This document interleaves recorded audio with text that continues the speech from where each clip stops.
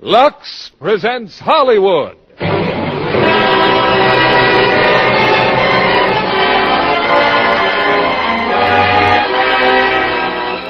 Lever Brothers Company, the makers of Lux Toilet Soap, bring you the Lux Radio Theater, starring Barbara Stanwyck and Fred McMurray in Double Indemnity.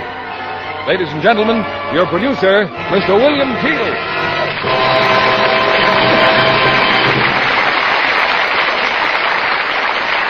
Greetings from Hollywood, ladies and gentlemen.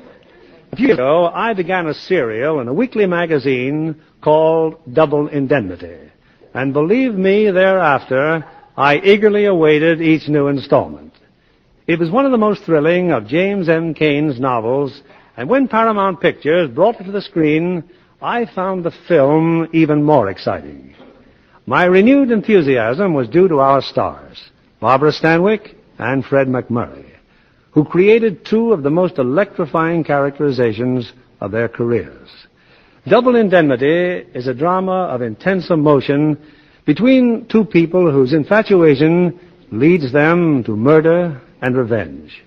And as a study in suspense, I'm sure you'll find it entirely satisfying. Just as the ladies of our listening audience find our product, Lux Toilet Soap, entirely satisfying for beauty care, especially these fall days. For throughout all the changes of weather, Lux Soap remains a favorite complexion care. Here's Double Indemnity, starring Barbara Stanwyck as Phyllis and Fred McMurray as Walter.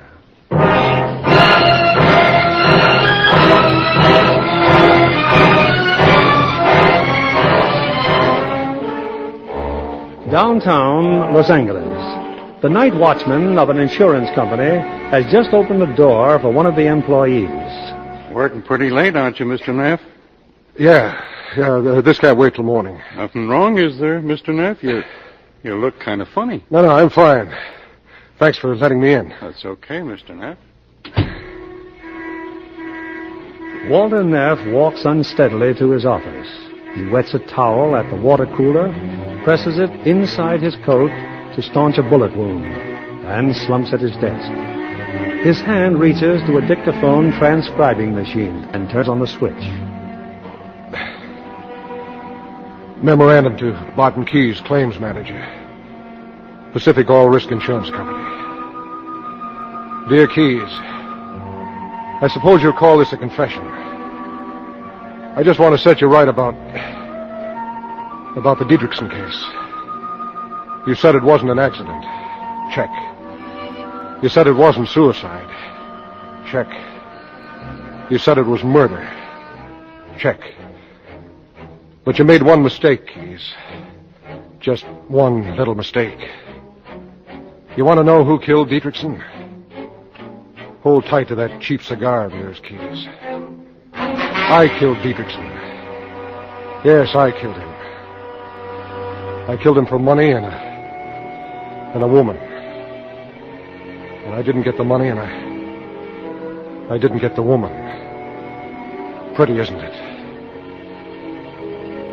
Let me light a cigarette.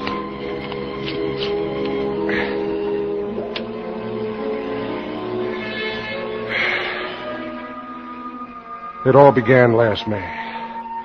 Around the end of May it was. I had a call to make. A renewal on an automobile policy. Who's at the door, Nettie? What is it? It's an insurance man. He wants Mr. Dietrichson. How do you do? I'm Walter Neff, the Pacific All Risk Insurance Company. Well, how do you do, Mr. Neff? I'm Mrs. Dietrichson. Ah. How do you do, Mrs. Dietrichson? That's all, Nettie. Yes, ma'am. It's about the renewal of automobiles. I can't seem to contact your husband at his office. And, Well, suppose we sit down and you tell me about it. My husband never tells me anything. I guess he's been too busy down at the Long Beach oil fields. Maybe I could catch him at home some evening. Wouldn't take him to clear up. We've got a new kind of 50% retention feature in the collision coverage. And You're a pretty smart insurance man, aren't you? think so. Doing pretty well? It's a living. Do you handle just automobile insurance or all kinds? Well, just name it and I'll write it, Mrs. Dietrichson. Accident insurance? Accident insurance? I should say so. That's a honey of an anklet you're wearing, Mrs. I'm Dietrichson. glad you like it. There's something engraved on it, huh? Just my name. Phyllis. Phyllis, huh? I think I like that. But you're not sure. No, I'd have to drive it around the block a couple of times. We're getting away from insurance, aren't we, Mr. Neff? Now, why don't you drop around tomorrow night about 8:30? He'll be home then. Who? My husband. You were anxious to talk to him, weren't you? Yeah, I was, but I'm sort of getting over the idea, if you know what I mean. There's a speed limit in this state, Mr. Neff, 45 miles an hour. How fast was I going? I'd say around 90. Now, tomorrow night at 8:30 then, huh? Will you be here, too? I usually am. Same chair, same perfume, same anklet? I wonder if I know what you mean. I wonder if you wonder. Good afternoon, Mrs. Dietrichson.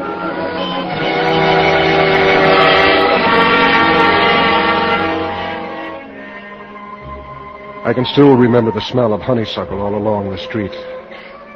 How could I have known that murder can sometimes smell like honeysuckle? Maybe you would have known, Keyes, the minute she mentioned accident insurance. Well, I went back to the office. They said you'd been yelling for me all afternoon. Oh, come on in, Walter. Come on in. What you'd like to know about that Phillips case? Phillips? Yeah, you wrote a policy on his truck. His truck burned up. Oh, yeah. Look at this. Oh, claim waiver, huh? Yeah. Mr. Phillips suddenly decides to withdraw his claim. Mm-hmm. You knew all along it was a phony, huh? My little man knew. My little man inside of me here. Every time one of those phonies comes along, he ties my stomach. What kind of amateurs are we? Well, now, wait a minute, Keyes. Sure, I wrote that policy, but I said to have him thoroughly checked first. Oh, who's blaming you, sweetheart? I'm sick and tired of trying to pick up after you fast-talking salesmen. You worry too much, Keyes. You're too suspicious. No? Well, you wouldn't even say today's Tuesday unless you looked at the calendar, and then you'd check to see if it was this year's calendar, and then just to make sure, you'd get a copy of the almanac. Get out of here before I throw my desk at you. I love you, too. Yeah? Just thought you'd like to know we nailed another phony. Back in my office was a message from Mrs. Dietrichson. My appointment had been canceled. She wanted me to stop by on Thursday afternoon instead. Phyllis Dietrichson. I was there, all right. Oh, come in, Mr. Neff. I hope you didn't mind changing the appointment. Last night was inconvenient. No, I was working on my stamp collection anyway. I was just fixing some iced tea. Would you like a glass? Well, unless you got a bottle of beer that's not working. Well, there might be some. Nettie! Oh, about those renewals, Mr. Neff, I talked to my husband. Oh, good. He'll renew all right. As a matter of fact, I thought he'd be here this afternoon. No, but he's not. No.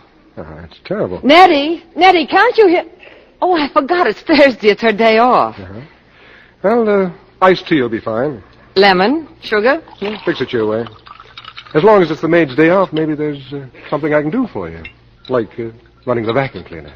Fresh. You know, I used to peddle vacuum cleaners. Not much money, but you learn a lot about life. I didn't think you learned it from a correspondence course, Mr. Neff. Make it Walter, huh? All right. Walter. Tell me, how much commission do you make on this insurance? 20%. Why? Oh, I thought perhaps I could throw a little more business your way. My husband, I worry a lot about him in those oil fields. It can be very dangerous. Dangerous? For an executive? Oh, you don't know him. He's right down there with the drilling crews. It's got me worried sick. Well, you mean some dark night a derrick might fall? Oh, we talk of that. But that's the idea. Well, accidents happen all the time. Don't you think he should be insured? Oh, sure. Well, what kind could he have? Well, enough to cover doctor and hospital bills. Say $125 a week cash benefit, and he'd rate about $50,000 capital sum. Capital sum? What does that mean? Well, in case the accident is fatal. No, maybe I shouldn't have said that. Oh, I suppose you have to think of everything in your business. Why don't I talk to him about it? Well, you could try, but he's pretty tough going. They're all tough at first. He has a lot on his mind. He doesn't seem to want to listen to anything except maybe a baseball game on the radio. Sometimes we sit here all evening and never say a word to each other. Sounds pretty dull. Walter, I want to ask you something. Could I get an accident policy without bothering him at all? How's that? Well, it would make it easier for you, too. You wouldn't even have to talk to him. I could pay for it, and he needn't know anything about it. Why shouldn't he know? Well, because he doesn't want accident insurance. He's superstitious about it. A lot of people are. It's funny, isn't it? If there were a way to get it like that, all the worry would be over. See what I mean, Walter? I think it's lovely. And then if some dark, wet night the derrick did fall on him... What derrick? I don't know what you're talking about. Or maybe a car backing over him, or he could fall out of the upstairs Are window. you crazy? Not that crazy, Mrs. Dietrichson. What's the matter? Look, baby. You can't get away with it. You want him to die, don't That's you? a horrible thing to say. What do you take me for? A guy that walks into a good-looking dame's front parlor and says, "Good afternoon, I sell accident insurance on husbands." Have you got one that's been around too long? Just give me a smile and I'll help you collect. I think you're rotten. I think you're swell. As long as I'm not your husband. Get out of here. You bet I'll get out of here. I'll get out of here, but quick, baby.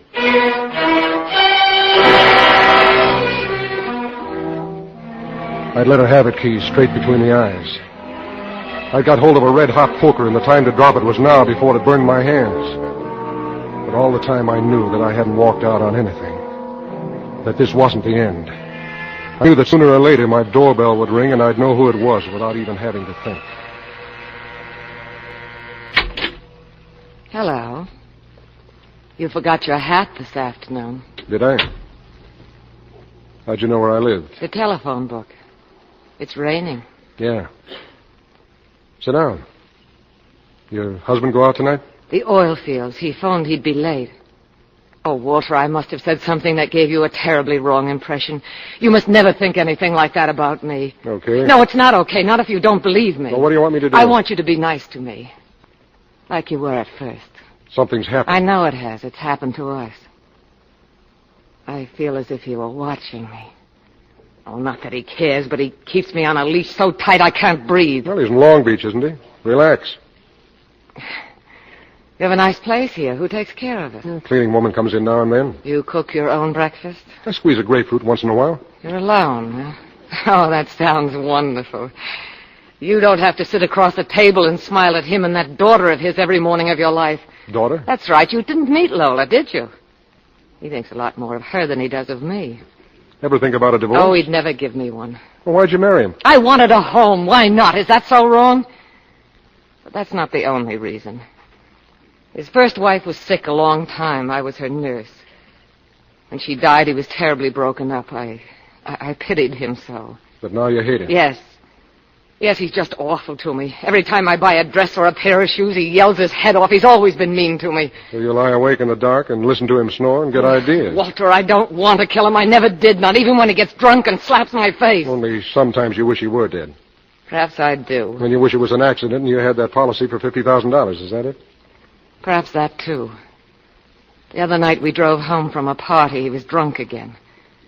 When we drove into the garage, he sat with his head on the steering wheel and the motor still running. And I thought what it would be like if I didn't turn it off. Just closed the door and left him there. I'll tell you what it'd be like. We've got a guy in our office named Keys. In 3 minutes, he'd know it wasn't an accident. In 10 minutes, you'd be sitting under hot lights. In 30 minutes, you'd be signing your name to a confession. Walter, I didn't do it. I'm not going to do it. Not if there's an insurance company in the picture. They know more tricks than a carload of monkeys. And if there's a death mixed in it, you haven't got a prayer. They'll hang you just as sure as 10 dimes will buy $1, baby. And I don't want you to hang, baby. So stop thinking about it, will you? Oh, why did I come here? So we just sat there, Keys. And she started crying, softly, like the rain on the window. Maybe she'd stop thinking about it, but not me. I couldn't. It was all tied up with something I'd been thinking about for years. You know how it is, Keys. In this business, you can't sleep for trying to figure out all the angles they could pull on you. And then one night you get to thinking how you could crook the house yourself and do it smart, because you know every trick in the book. And then suddenly the doorbell rings and the whole setup is right there in the room with you. Walter, I better leave. Will you phone me? Oh, I hate him. I loathe going back to him. You believe me, don't you? Sure I believe I you. can't stand it anymore. What if they did hang me? They're not going to hang you. It's better than going on this way. They're not going to hang you because I'm going to help you do it. Do you know what you're saying? Come here. I'm saying we're going to do it, and we're going to do it right. And I'm the guy that knows how. Walter, you're hurting me. There's not going to be any slip-up, nothing sloppy, nothing weak. It's got to be perfect. Yes. Now call me tomorrow, but not from your house. And watch your step every minute. This has got to be perfect, you understand? Straight down the line, baby. Straight down the line. Good night, Walter.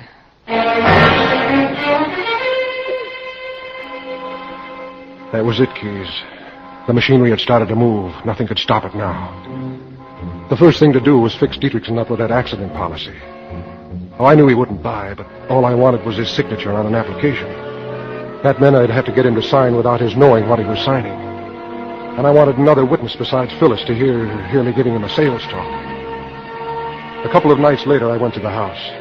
Everything looked fine, except I didn't like the witness Phyllis had brought in. Dietrichson's daughter, Lola. Didn't you hear me, Neff? I just told you I don't want any accident. Now, look, Mr. Dietrichson, the only way you can protect yourself is... Yeah. Next thing you'll tell me is I need earthquake insurance or lightning That's insurance. right, honey. Why, if we bought all the insurance they'd tell us we need, we'd be broke all the time. Look, what keeps us broke is you're going out and buying 5 hats at a crack. But, Mr. Dietrichson, dollar for dollar, accident insurance is the cheapest coverage you can buy. All I want's a renewal on that automobile insurance. Well, just as you say. Phyllis, do you mind if I go out? Got something better to do, Lola? Yes, I have. Father, is it all right if I run along? I'm going skating with Anne. Anne, huh? Or is it really that Nino Zacchetti again? Oh, Father, please. Better not be. If I ever catch you with that Zacchetti guy... It's Anne Matthews, Father. We're going ice skating. And if you don't mind, I'd rather not keep her waiting. Okay, go on. Good night, Father. Good night, Phyllis. Good night, Miss Dietrichson. Glad I've met you. Thank you. A great little fighter for a weight. Well, now if you'll just sign these papers, Mr. Dietrichson, you'll be covered till the new policies are issued. Just so I'm protected when I drive up north. He was a Stanford man, Mr. Neff. He still goes to his class reunion at Palo Alto. What's wrong with that? Can't I have a little fun even once a year? What do I sign? The bottom line. But both copies, please. How much you taking me for? Well, I'll figure it up later. I can pick up your check at the office. I think that's enough insurance for one evening, Neff. Yeah. I'm going upstairs, fellas. Bring me a drink when you come up. Now, good night, Mr. Dietrichson, and thank you. All right, Walter. It's fine. He signed, didn't he? Sure he signed. Now, the trip to Palo Alto, when? The end of the month. He drives, He huh? always drives. Well, not this time. You're going to make him take the train. Why? Because it's all worked out for a train. Now, listen, baby. There's a clause in every accident policy, a little thing called double indemnity. That means they'll pay double on certain accidents, the kind that almost never happen. Like, for instance, if a guy is killed on a train, they'll pay $100,000 instead of $50,000. I see. We're hitting it for the limit, baby. That's why it's got to be the train. It'll be a train, Walter, just the way you want it. Straight down the line.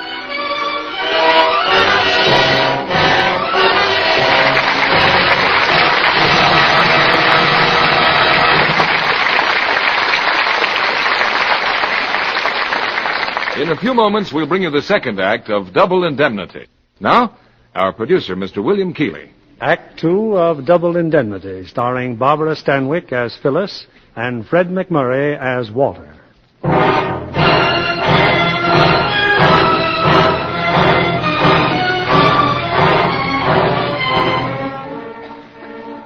Earlier tonight, Walter Neff, insurance salesman, was shot and wounded. He was able to reach his office. There, at his desk, he continues to talk into the office recorder. A message for a man named Keyes. Well, Keyes, the first step was over. Phyllis and I had Dietrichson's signature on that application for accident insurance. I went out to my car. Waiting for me was Dietrichson's daughter, Lola. I thought you might give me a lift, Mr. Neff. Oh, sure. You like ice skating, huh? I can take it or leave it. Only tonight you're leaving it? Yes. Yes, I am. Could take me as far as Franklin and Vermont. Yeah, I'd be glad to. Who's waiting on the corner there? His name is Nino Zacchetti. Well, that the fellow your father doesn't want you to meet? Nino's not what my father thinks at all. If Nino just weren't so darn hot-headed, if he'd only... I don't know why I'm telling you all this. Please, you won't say anything. I haven't heard a word, Mrs. Dietrichson. Miss Dietrichson. Thanks, Mr. Neff. You're nice. I saw her run up to her boyfriend. I found myself hoping he was right for her. She'd be needing somebody now because her father was a dead pigeon. Only a question of time, and not much time at that.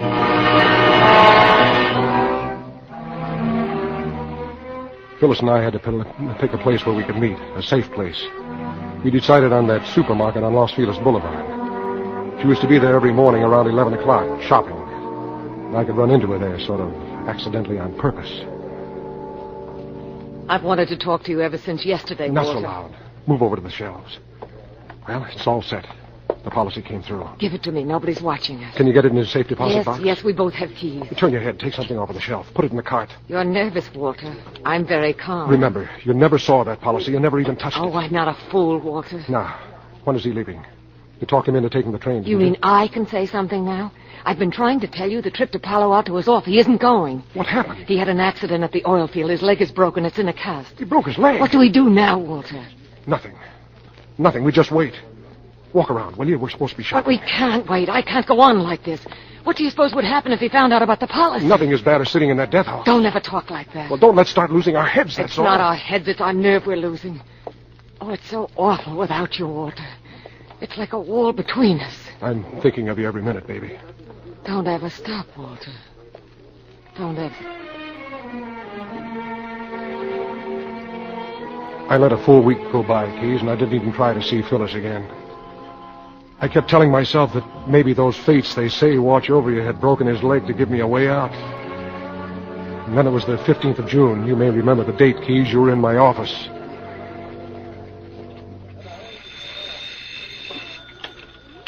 I'll get it, Walter. Probably Norton looking for me. Hello. Yeah, just a minute. It's for you, Dame. Oh. Hello. Is this Mr. Neff? Yes. Walter, I have to call you. It's urgent. Well, I'm busy, Margie. I'll have to call you You back. can't. I've only got a minute. Walter, he's going away tonight on the train. He's on crutches. The doctor says he can go if he's careful. Oh, it's wonderful, Walter, just the way you wanted it. On a train. Only with crutches it makes it much better, doesn't it? Yeah. Keys, suppose I join you in your office, huh? Oh, that's okay. I'll wait. Only tell the dame not to take all day, huh? Go ahead, Margie. Make it snappy. It's the 10:15 from Glendale. I'm driving him there. It's still the same dark street, isn't it? And the signal is 3 honks on the horn. Anything else? What color did you pick? Blue, navy blue. And the cast is on his left leg. Yeah, that suits me fine. This is it, Walter.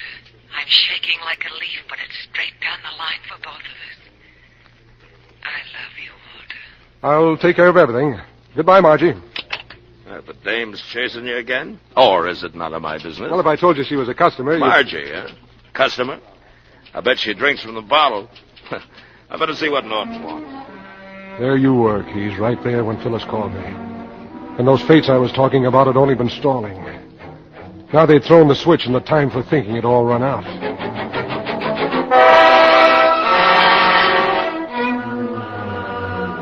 I wanted my movements accounted for up to the last possible second. Foolproof alibis. I drove my car into the garage in the basement of my apartment. Wash job, Mr. Neff? Sure. Only have a couple of other cars ahead of you. Well, that's okay, Charlie. I'm not going out. I won't be needing it till morning. Okay, Mr. Neff. That'll give me time to do a good job on it. Then I called Mr. Norton, asked him some phony questions about liability rates. He lives in Westwood, Keys, a toll call. That meant there'd be a record of it. I changed into a blue suit, the same color Dietrichson would be wearing, and waited for Norton to call me back with the figures. Then I stuffed a hand towel and a roll of adhesive in my pocket so I could fake something that looked like a cast on a broken leg. Next, I stuck a card inside the telephone box. If somebody called me, the card would fall down when the bell rang. That way I'd know if anyone tried to get me while I was away. I did the same thing with the doorbell. I left my apartment by the service stairs and walked all the way to the Dietrichson house. It was easy getting into the garage. I got in the back of the car and lay there on the floor and waited. Finally, they came out. The car started. For a long time, they didn't say a word. You're pretty quiet. Leg bothering you? No more than usual. Remember what the doctor said. If you get careless, you might wind up with a shorter leg. So what? Makes you feel pretty good to get away from me, doesn't it? For 3 days? Hey, how come you're taking this street? What's wrong with it? You shouldn't have turned. This is the wrong street. What'd you turn here for? Why are you blowing that horn? Answer me. I said, why are you...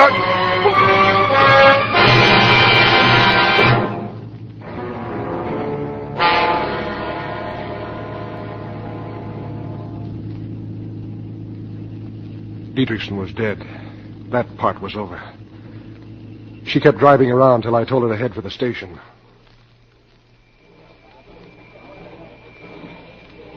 Everything all right, Walter? Did you cover him with a robe? Yeah, we can get out. Yeah, the crutches. I'll take care of the red cap and the conductor. I'll tell them to let you alone, that you don't like to be helped. Ready? Yeah. Don't worry, Walter. I'll go as soon as the train leaves, straight down the highway as far as that refinery. Then I turn left onto the dirt road to the railroad tracks. You'll have plenty of time, but watch your driving. You don't want any cops stopping you with him in the back. Oh, Walter, we've been through this so many times. And I'll drop off the train as close to the spot as I can. There's a red cap coming. Francisco train lady? Car 9, section 11. Just my husband is going. Oh, no, thank you. He doesn't like to be helped. Yes, ma'am. This way, please.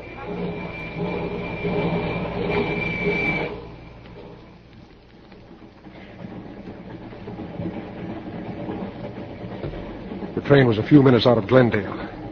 I hobbled back to the observation platform. I didn't have much time. Only I found that I wasn't alone. Can I help you, mister? Oh, broken leg, huh? Yeah, I just thought I'd like to see what it's like out here. No, thanks. I can manage fine. Going far? Palo Alto. I'm going all the way to Medford, Oregon. My name's Jackson. How do you do? You looking for something, Mr.? Dietrichson. It's just my cigar case. I guess I left it in my coat back in the car. Maybe I can find a porter. Oh, you just stay where you are, Mr. Dietrichson. Oh, thanks. I'll be glad to get him for you. What car? It's car 9, section 11. A dark gray topcoat. Be right back, Mr. Dietrichson. I had stayed in the shadows. Jackson never did get a good look at my face. But there was no time to think about him. I climbed over the railing and dropped off.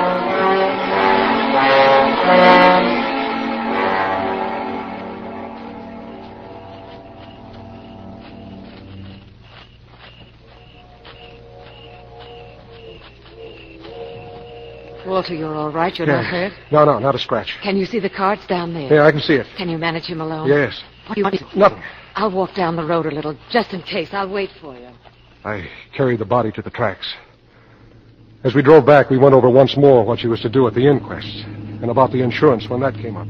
Yes, Walter, yes, I know just what to do. Did you think I'd go all to pieces now that it's over? I said I'd help you, Walter. Maybe now you'll believe. Not a nerve, Keys. Not even a tear. Not even a blink of the eyes. She dropped me off a block away from my apartment house. We'd better not see each other for a while, darling. Oh, it's going to be awful. We can meet in the market, say on Thursday. Walter. Well? You're going to leave me, just like that? Aren't you going to kiss me? It's straight down the line, isn't it? I love you, Walter.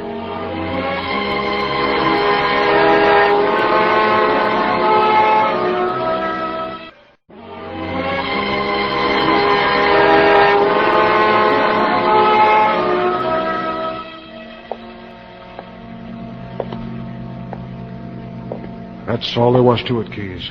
Perfect. Every detail. And yet, as I walked down the street, suddenly it came over me that everything would go wrong. It sounds crazy, Keys, but it was true, so help me. I couldn't hear my own footsteps. It was the walk of a dead man. The next day it was worse when the story broke in the newspapers, and the day after that, when I knew you'd start digging into it. Then Norton, the supervisor, said he wanted to see me. Sit down, Walter. About that Dietrichson case. Yes, Mr. Norton? Anything wrong? We had him insured, Walter. It's going to cost us a lot of money. That's always wrong. Uh-huh. What about the inquest? His wife and daughter made the identification. Verdict, accidental death. What do the police figure? He got tangled up in his crutches and fell off the train.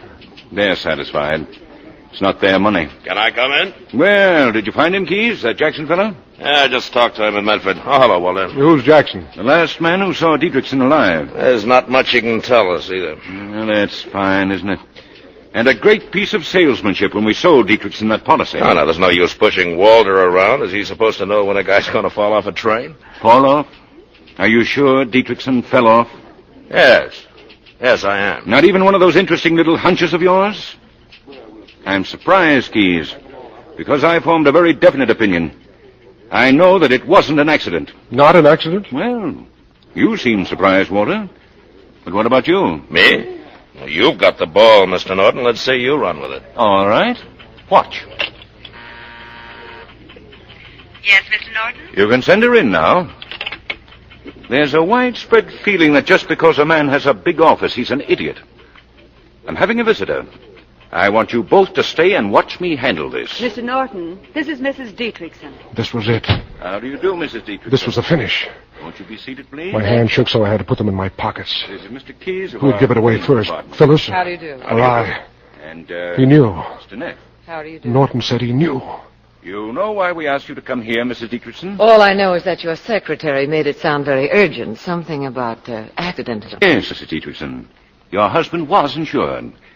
You'll probably find the policy among his personal papers. His safe deposit box hasn't been opened yet. Meanwhile, I'm afraid we're not at all satisfied with the report of the inquest. I don't know what you mean. Frankly, we suspect suicide. Now, you said at the inquest that your husband had no worries of any kind. Yes, I said that. Yet only a short time ago he takes out an accident policy and tells you nothing about it. Why? Because he doesn't want his family to suspect what he intends to do. Do what, Mr. Norton? Commit suicide. In which case, Mrs. Dietrichson, this company is not liable. Now, we could go to court, you know. No, I don't know anything. I don't even know why I came here. I didn't say we want to go to court. What I suggest is a settlement of some Don't sort. bother, Mr. Norton. When I came in here, I had no idea your company owed me money. You told me you did, and then you told me you didn't. Now you tell me you want to pay a part of it, whatever it is. You want to bargain with me at a time like this. I don't like your insinuations about my husband, and I don't like your methods. In fact, I don't like you, Mr. Norton. Goodbye. Yes, sir, you sure carried the ball, Mr. Norton. Let her go to court. We'll prove it was suicide. We will? The first thing that struck me was that suicide angle, only I dumped it in a waste paper basket 3 seconds later. You ought to take a look at the statistics on suicide sometime. You might learn a little something about the insurance business. Mr. Keyes, I was raised in the insurance business. Then it's time you realize this company's got to pay Mrs. Dietrichson $100,000. Come on, Walter, let's get back to work. I could have hugged you right then and there, Keyes. You were the only one we were really scared of. And instead you were almost playing on our team. That night I could feel the floor under my feet again. That $100,000 was as safe for Phyllis and me as if we had it in the bank. Hello? I was bringing you home, darling. Hello, baby. Everything all right? Sure, it's fine. You were wonderful in Norton's office. I felt so funny. I wanted to look at you all the time. How do you think I felt? Where are you now? At the drugstore. Can I come up? Okay, but be careful. Don't let anybody see you.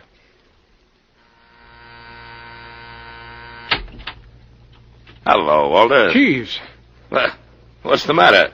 Oh, I know you weren't expecting me. No, I wasn't. What's on your mind? What are you so nervous about? Who says I'm nervous? Oh, forget it. It's me, I guess. I got the jumps. That Dietrichson case. You know, Walter, there's something fishy about that. Like what? I don't know. But right now, I'll swear that it wasn't suicide and it wasn't an accident either. Well, what else is left? You mean somebody... What are you trying to tell me, Keyes? Go to the door. You got company. What about Dietrichson? If it wasn't an accident... What are you yelling for? You want me to go to the door? Keyes, wait. Wait, I'll get it. Keyes!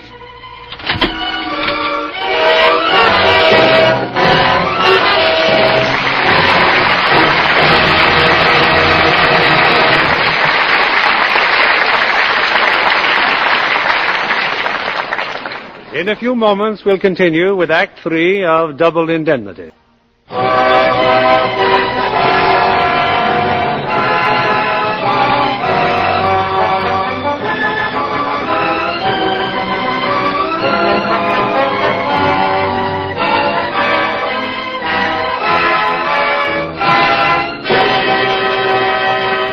The curtain rises on Act 3 of Double Indemnity, starring Barbara Stanwyck as Phyllis and Fred McMurray as Walter.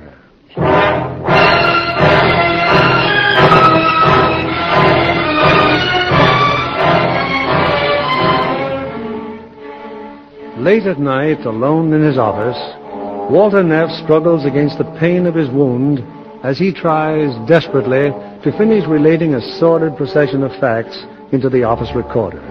A memorandum to Mr. Keyes. You went to the door, didn't you, Keyes?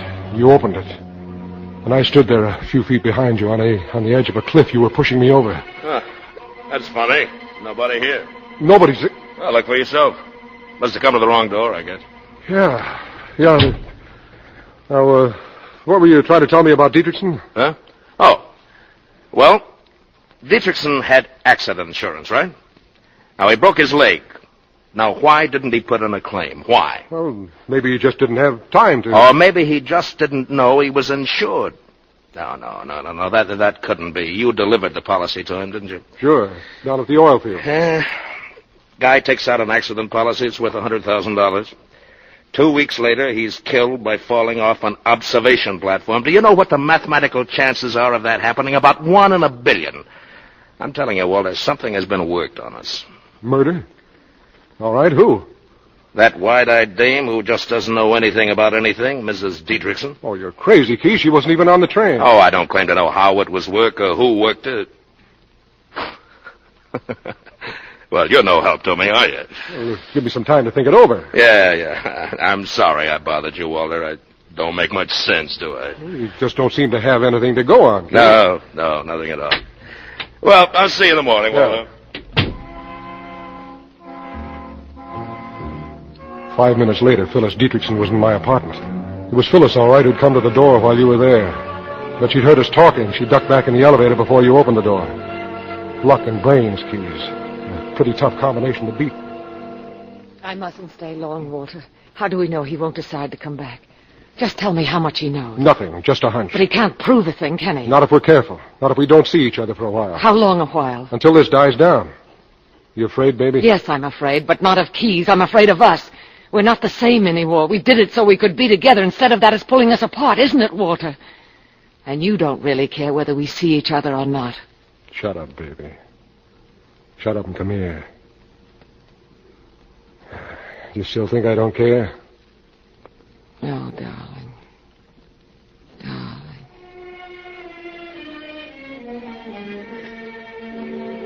The next day at the office, I had a visitor, Keys.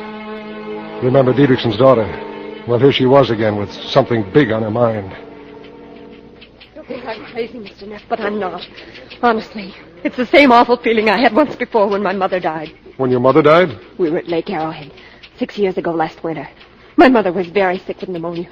One night I found her delirious with fever. All the blankets were on the floor and the windows were wide open. Then the nurse came into the room. She didn't say a word, but there was a look in her eyes I'll never forget. 2 days later, my mother was dead. Do you know who that nurse was? Who? Phyllis. I tried to tell my father, but he wouldn't listen to me. 5 months later, she married him. I tried to forget about it. But now it's all back again. Now that something's happened to my father, too. No, you're not talking sense, Lola. Your father fell off a train. And 2 days before, Phyllis was in a room in front of a mirror, planning a black-veiled her hat as if she couldn't wait to see how she'd look in mourning. You had a pretty bad shock. Aren't you imagining things? She did it. She did it for the money. Only she's not going to get away with it because I'm going to tell everything I know. Lola, who else have you told this to? No one. Phyllis? Of course not. I've moved out of the house. I've taken a little apartment. You haven't told that boyfriend? Nino? No, I'm not seeing him anymore. We had a fight. So you just sit in that little apartment of yours and look at the four walls, huh? Yes, Mr. Neff. But I do a lot of thinking. About Phyllis. I took Lola out for dinner. I'd have to cheer her up. I'd have to make sure she wouldn't drop that dynamite about Phyllis to anyone else. I had no chance to talk to Phyllis. You were watching her like a hawk, Keys. The next day you sent for me. I've got it, Walter. I've got it. All wrapped up in tissue paper. Dietrichson was murdered, and I can tell you how. Go ahead, Keys. I'm listening. First of all, Dietrichson was never on the train. He was killed somewhere else and then put near the tracks by the wife and somebody else. Then the somebody else took the crutches and went aboard the train posing as Dietrichson. Oh, no. Wait a minute. How can you be sure? Now, let's see what we've got in the way of proof. The only one who really got a good look at this supposed Dietrichson is that Jackson guy from Oregon. Open the door, Walter, and tell Jackson to come in, will you? Jackson's here? Yeah, come on. Tell him to come in, will you? Mr. Jackson, would you come in, please? Yeah, Mr. Jackson, please. Take a chair. Yeah. Take a chair. Now, Mr. Jackson, did you study those photographs of Dietrichson? Not the same man, Mr. Keyes. No, sirree. The man in these photographs is not the same man I saw on that train. There you are, Walter. There's your proof. Oh, this is Mr. Neff, one of our salesmen, Mr. Jackson. Pleased to meet you, Mr. Neff. Now, I'd like you to describe the man you saw on the train. Oh, 10 or 15 years younger than the man in these photos. Uh-huh. Horse was pretty dark, and he kind of kept turning his back to me, but just the same, I'm positive. Well, thank you. Now, we may need you again if the case comes to court, you understand? Expenses paid again? Oh, yes, of course. I'll sign a voucher now. It'll only take a moment. You ever been up in Oregon, Mr. Neff? What? No, I never have. That's funny. I keep looking at you like I met you somewhere. Yeah, this ought to cover everything for you. Oh, well, that's mighty what of you, Mr. Keyes, and anytime you need me, you know. Yeah, thanks a lot. Goodbye.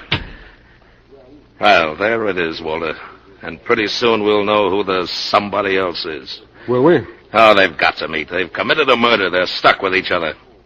They're on a trolley ride. Only it's a one-way trip, Walter, and the last stop's the cemetery.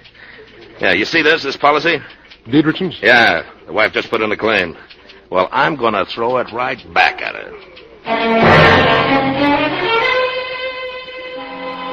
I left the office and phoned Phyllis from a public booth. We met in the market an hour later. Why did you call, Walter? What's the matter? Everything. Keyes is rejecting your claim. He's sitting back with his mouth watering, waiting for you to sue. But you're not going to. What's he got to stop me? Plenty. He's got it all figured out. But if he rejects the claim, I'll have to sue. Then you'll be in court and a lot of other things are going to come up. Such as you and the first Mrs. Dietrichson. What about me and the first Mrs. Dietrichson? The way she died. And about that mourning veil you were trying on 2 days before you needed it. You've seen Lola. Sure, I've seen her. Trying to make sure she won't yell her head off about what she knows. She's putting on an act for you, crying all over your shoulder, that lying Keep her out of this, Phyllis. Remember, you're not going to sue. Because you don't want the money anymore, even if you could have it. Because Lola's made you feel like a heel all of a sudden. It isn't the money now, it's our necks. Oh, you're not fooling me, Walter. It's because of Lola, what you did to her father. You're afraid she might find out someday, and you can't take it, I can said you? Leave her out of this. It's me I'm talking about. I don't want to be left out of it. It's just we can't go through with it, that's We all. have gone through with it. The tough part is all behind us. We just have to hold on now and not go soft. Stick close together the way we started out. But the police may be watching us Then right let now. them get an eyeful. I loved you, Walter, and I hated him. But I wasn't going to do anything about it, not until I met you. You planned the whole thing. I only wanted him dead. And I'm the one who was dead. Is that what you're telling me? I'm telling you that nobody is pulling out. We went into it together and we're coming out together. It's straight down the line for both of us. Remember?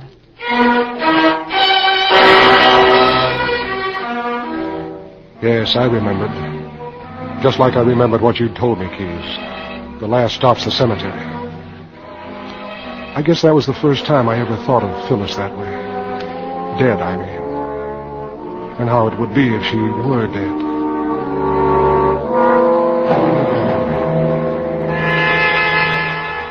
I saw Lola a lot that week. One night we drove down to the beach, and all of a sudden she started to cry. It's Nino, Walter. Nino. I thought you weren't seeing him. I wouldn't tell anyone else but you. They killed my father together. Nino and Phyllis. He helped her do it. I know he did. What makes you so sure? I've been following him. He's been to the house to see her night after night. Maybe he was just going with me as a blind in the night of the murder. You promised me you weren't going to talk like this anymore. Oh, maybe I'm just crazy. Maybe it's all in my mind. Sure, it's all in your mind. I still love him, Walter. I do love him, I do. Zacchetti. Phyllis and Zacchetti.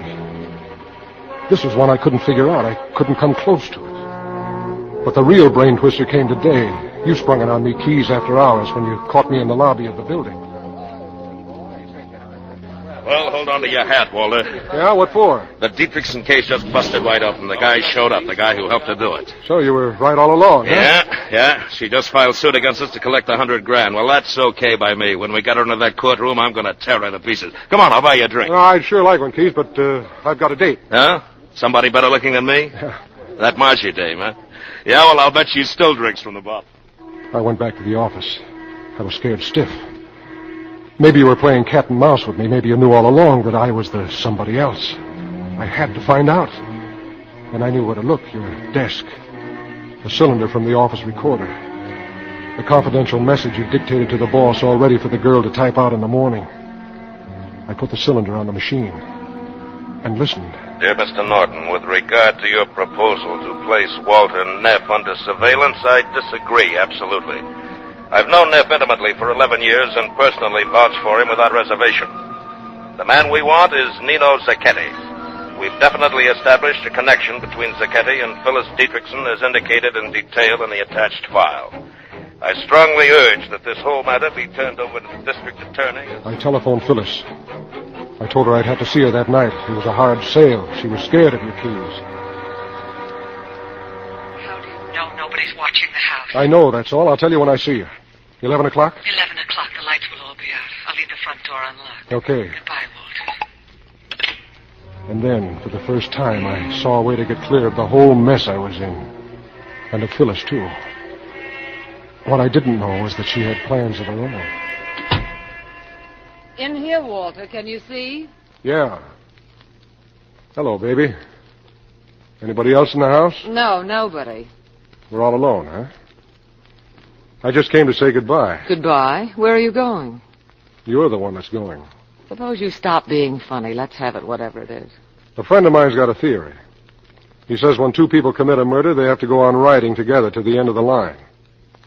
And the last stop is the cemetery. Maybe he's got something there, Walter. Only I've got another guy to finish my ride for me. Nino Zacchetti. Really? It's been you and that Zacchetti guy all along. No, that's not so. Well, it doesn't matter now. The point is, Keyes believes Zacchetti's the one he's been looking for. He'll have a gas chamber before he knows what's happening. And me, Walter? What's happening to me all this time? Don't be silly, baby. You helped him do the murder. That's what Keyes thinks, and what Keyes thinks is good enough for me. Maybe it's not good enough for me, Walter. Maybe I don't go for the idea. Maybe I've had Zacchetti here so they won't get a chance to trip me up, so we can get the money and be together. That's cute, baby. Say it again. He came here first to ask where Lola was. I made him come back. I was working on him.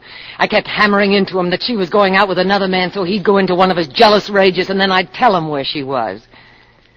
And you know what he would have done to her. Yes. I believe you. It's just rotten enough. We're both rotten. Is what you've got cooked up for tonight any better?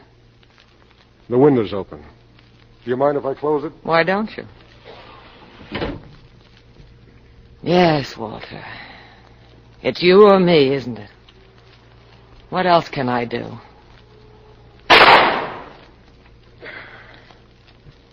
So you had a gun all the time.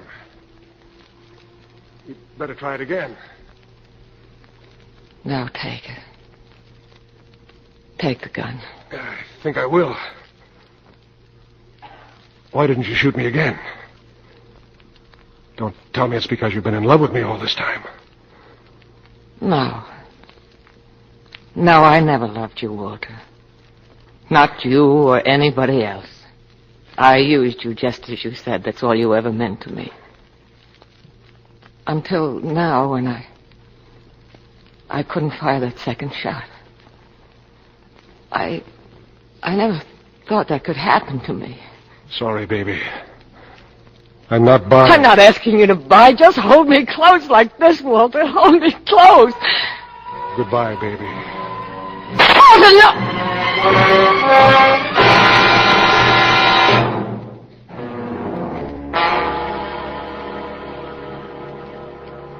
I killed her, Keyes. I killed Phyllis. But maybe her aim hadn't been so bad after all. I felt funny, lightheaded and blurry. But I made it, Keyes, all the way here to the office. It's almost 4:30 now. It's cold. And Keyes, I want you to do me a favor. I want you to be the one to tell Lola. Kind of gently, but before it breaks wide open. I want you to take care of her and that guy Zacchetti, so he doesn't get pushed around too much. As for me, You're what, Walter? Hello, Keyes. Up pretty early, aren't you? What are you doing here? The night watchman phoned me, Walter. Seems you left a trail. Blood. Yeah, I wouldn't be surprised. How long have you been standing over there? Long enough. Well, now I suppose I get the big speech.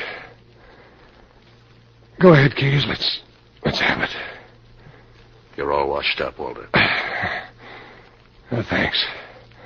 That was short, anyway. I'm going to call a doctor. What for? So I can walk all the way to the gas chamber under my own power? Something like that, Walter. Look, Keys. Keys, I've got a different idea. Yeah? Suppose you went back to bed and didn't find out anything until the morning. Would you do that for me, Keys? Give me one good reason. Because I need 4 hours to get where I'm going. You're not going anywhere, Walter. You want to bet? I'm going across the border. How's this, Keys? I'm up on my own 2 feet. Walter, you haven't got a chance. You watch me. You'll never even make it to the elevator. So long, Keys. I'm much obliged.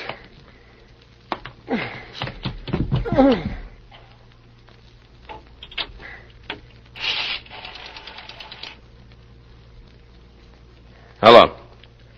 Send an ambulance to the Pacific Building on Olive Street. Yeah, it's a police job.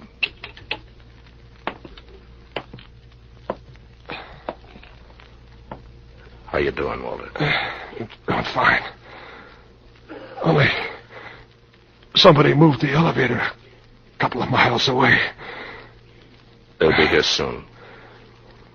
You know why you couldn't figure this one, Keys? Because the guy you were looking for was too close to you. He was right across the desk from you. Closer than that, Walter. Yeah. I love you, too.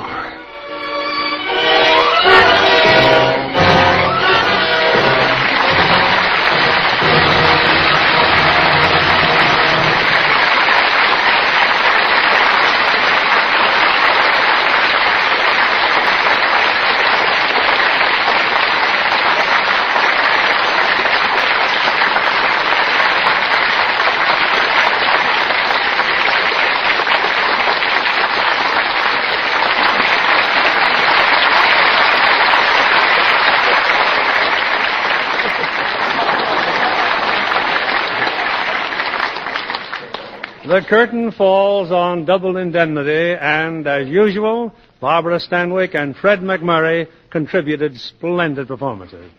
Barbara, as I recall, you were a blonde in the picture Double Indemnity. Yes, Bill. I always wondered how I would look as a blonde, and I found out. Then I decided to let nature take its course again. Oh, but not with your complexion, I hope. No, I'm very careful with my complexion. I always use Lux toilet soap. Doesn't anybody care what I do?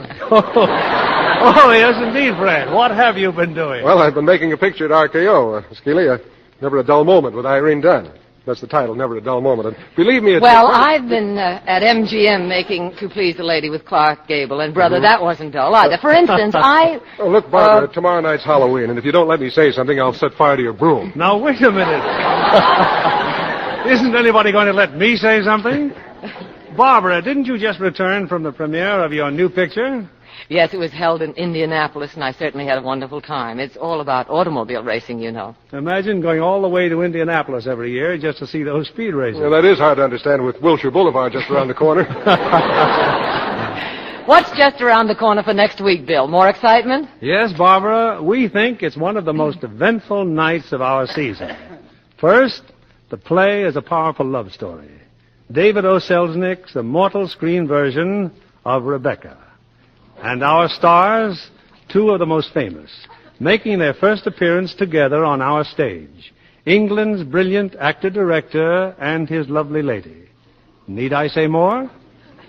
Laurence Olivier and Vivian Lee. Oh! That's really something to look forward to, Bill. Good night. Good night. Good night, and come back again soon, both of you. Who is this Hollywood star? One of Hollywood's smallest actresses. She looks even younger than her 21 years. She tips the scale at 95 pounds, keeps her waistline a sensational 20 inches. Such a tiny package must be Wanda Hendricks. That's right, John.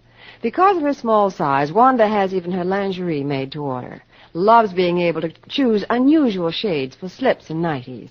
She's very definite about their care. insists on Lux Flakes for her personal things. She won't tolerate ordinary washing methods that might fade colors. As Hollywood stars know, gentle Lux Care keeps pretty slips and nighties colorful as new 3 times as long. Take Wanda Hendricks' tip. Give all your lingerie that lovely Lux look. Get a big box of Lux Flakes tomorrow.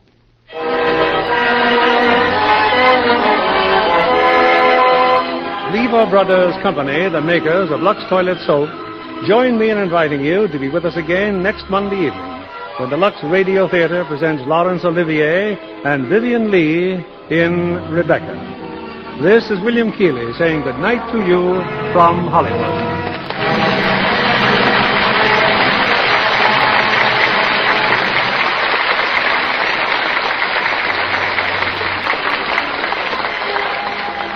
We are all aware of the vital importance of religion in American family life. Religious education stabilizes the family and makes for better citizens. We urge you and your family to attend and actively support your church. Take your problems to church this week. Millions leave them there. Heard in our cast tonight were Bill Conrad as Keys, Rhoda Williams as Lola, Bill Johnstone as Norton, and Robert Griffin, Howard McNear, Norman Field, Eddie Marr, and Virginia Agnello. Our play was adapted by S.H. Barnett, and our music was by Rudy Schrager. This is your announcer, John Milton Kennedy, reminding you to join us again next Monday night to hear Rebecca, starring Laurence Olivier and Vivian Lee.